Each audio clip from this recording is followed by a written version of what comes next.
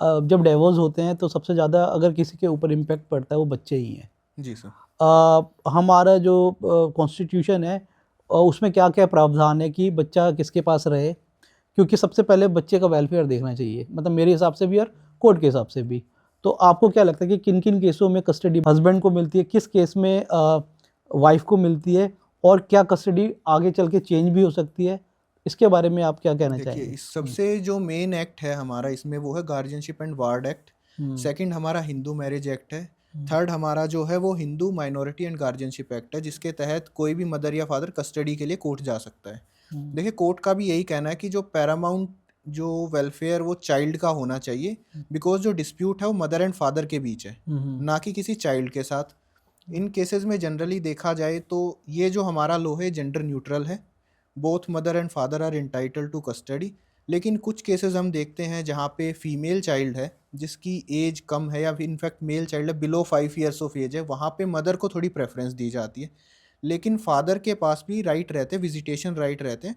And in cases where the women is living in adultery, hmm. या उसके पास बच्चे को सपोर्ट करने के लिए, आप मान लीजिए वो वर्किंग है, वो बच्चे की केयर नहीं कर पा रही है, और हस्बैंड जो है उसके मदर फादर उसके साथ रह रहे हैं, वो बच्चे की केयर कर सकते हैं, वो बच्चे को अच्छे से रख सकते हैं, उन केसेस में फादर को भी कस्टडी मिल जाती है। इनफैक्ट एक रीसेंट जजमेंट भी है सुप्रीम कोर्ट की उस केस को, क्योंकि वो फैमिली मैटर था तो उसका टाइटल नहीं है, it was titled as N versus R. ये जुलाई 2025 का एक केस है। हम्म। ये एक लैंडमार्क जजमेंट थी जहाँ पे कस्टडी पहले फादर को मिल गई थी, हम्म। बिकॉज उसके मदर फादर उसके साथ रहते थे तो बच्चे का ध्यान रख सकते थे। हम्म। फादर की इनकम अच्छी थी, बच्चे की वेलबींग के लिए उसको कस्टडी मिली थी। हम्म। बट 13 साल बाद उसकी कस्टडी फादर से लेके मदर को दे दी गई है। बच्चा जो था वो एंजाइटी एंड डिप्रेशन का शिकार हो गया था, तो बच्चे की वेलबींग को देखते हुए कोर्ट ने उसकी कस्टडी मदर को ग्रांट कर दी है।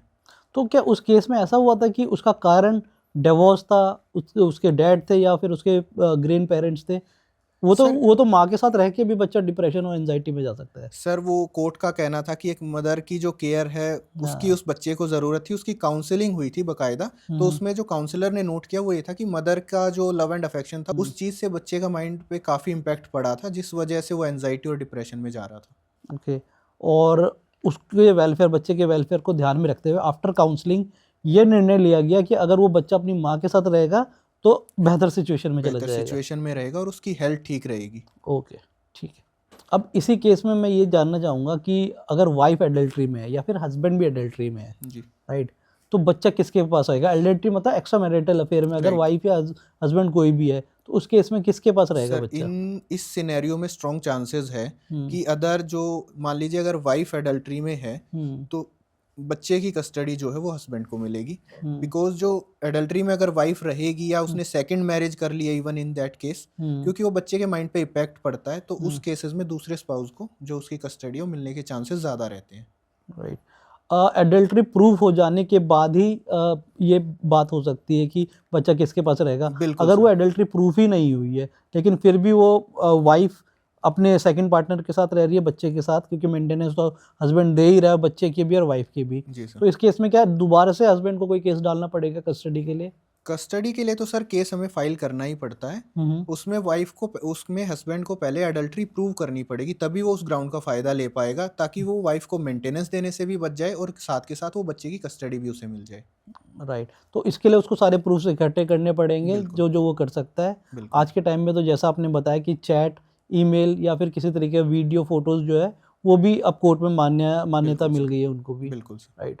तो दोस्तों इस तरीके के किस सिचुएशन में आप फंसते हैं तो अपने चैट को संभाल के रखिए, अपने फ़ोटोज़ वीडियोज़ कहीं से भी आपको प्राप्त होते हैं अपने पार्टनर के बारे में तो उनको ज़रूर से ज़रूर बचा के रखें अपने पास, आपके ज़रूर काम आएंगे वो। इसमें मैं एक चीज़ और ऐड करना चाहूँगा। एडल्ट्री जो है उसमें कोर्ट का कहना है कि सिर्फ एक इमोशनल किसी के साथ कनेक्ट होना वाइफ या हस्बैंड का, वो एडल्ट्री नहीं है। सिर्फ एक सिंगल सेक्सुअल इंटरकोर्स होना भी एडल्ट्री नहीं है, उसके लिए आपको एक रिपीटेड एक्ट्स चाहिए होते हैं। हम्म। ऐसे केसेस थे जहाँ पे वाइफ या हस्बैंड किसी थर्ड पर्सन के साथ इमोशनली कनेक्ट थी, सिर्फ बातचीत चल रही थी, उस बेसिस पे कोर्ट ने उसको एडल्ट्री नहीं माना है।